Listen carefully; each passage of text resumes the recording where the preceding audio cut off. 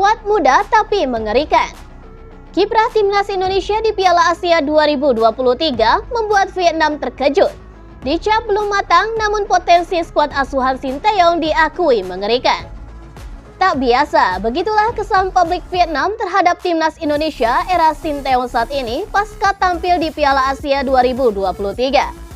Publik Vietnam masih tak bisa melupakan bagaimana tim nasional kesayangan mereka itu dikalahkan timnas Indonesia di ajang tersebut. Bahkan, karena kekalahan tersebut, Vietnam sendiri tersingkir prematur dari Piala Asia sebelum memastikan 3 laga fase grup dilalui dengan kekalahan.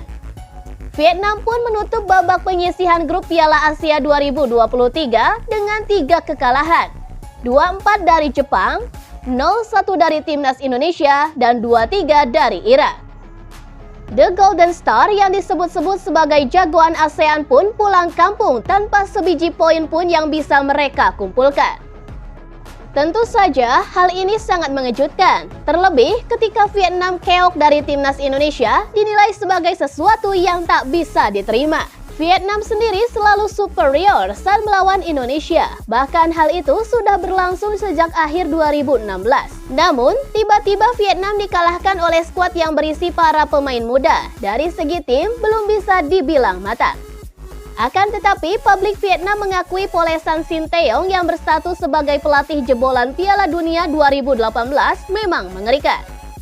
Sejak lama, Vietnam dan Thailand merupakan 2 bendera utama sepak bola Asia Tenggara. Tulis dantri.com.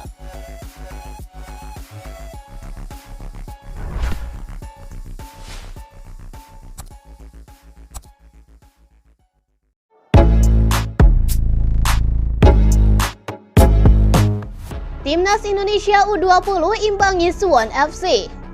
Timnas Indonesia U20 mengimbangi klub kasta tertinggi Liga Korea K-League 1 Suwon FC 0-0 dalam pertandingan uji coba di Jakarta pada hari Rabu 7 Februari.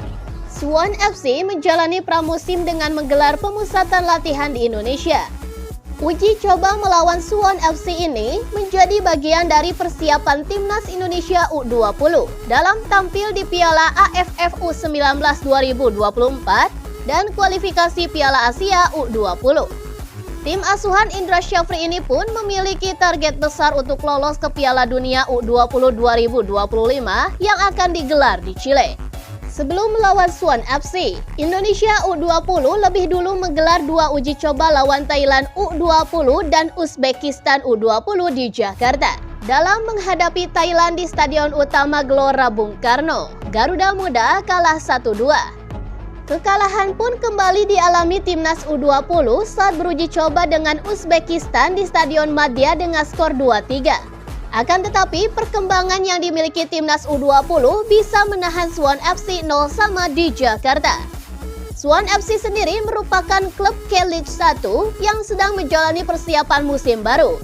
Mereka adalah klub baru bek kiri timnas Indonesia Pratama Arhan pada musim ini. Selama menjalani pemusatan latihan di Indonesia, selain melawan timnas U20, Suwon FC pun juga dijadwalkan melakoni uji coba dengan Bayangkara FC pada 13 Februari mendatang.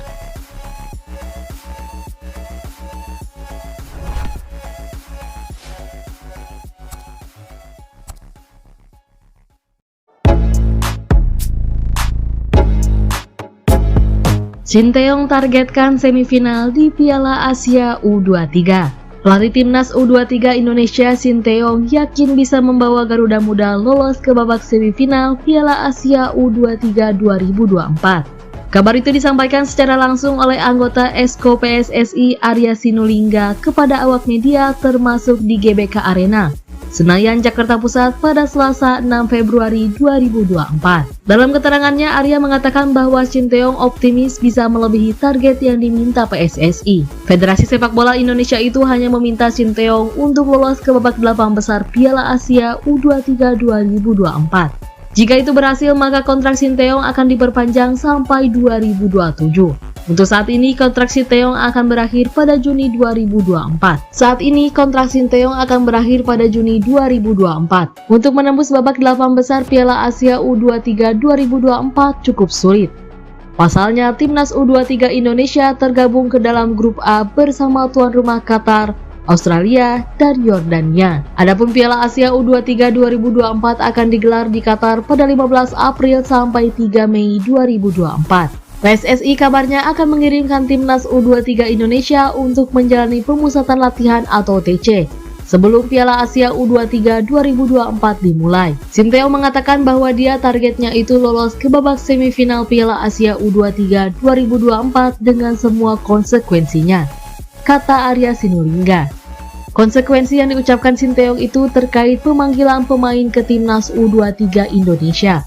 Seperti diketahui, Piala Asia U23 2024 bukan agenda resmi FIFA, sehingga klub pun berhak melarang pemainnya untuk membela Timnas U23 Indonesia.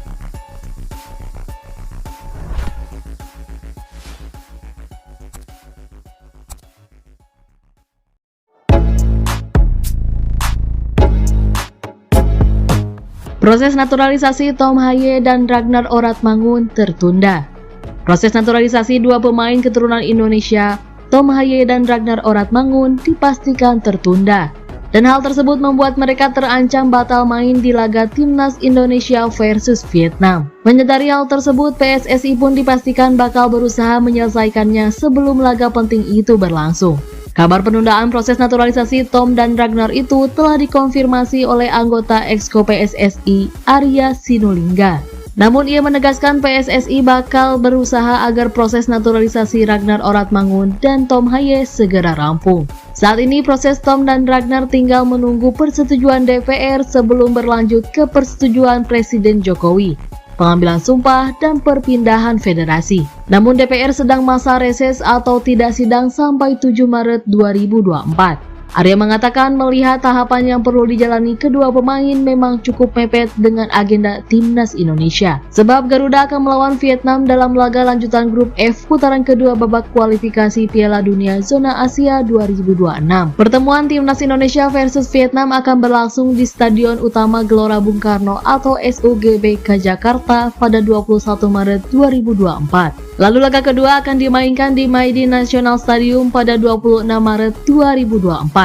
Mepet waktunya, tapi kita coba karena apa? Kapan ya Vietnam? Maret ya, masih ada peluang, kata Arya di Jakarta Selasa 6 Februari 2024. Arya Sinulinga mengatakan masih punya peluang kedua pemain keturunan itu dapat tampil dalam laga melawan Vietnam.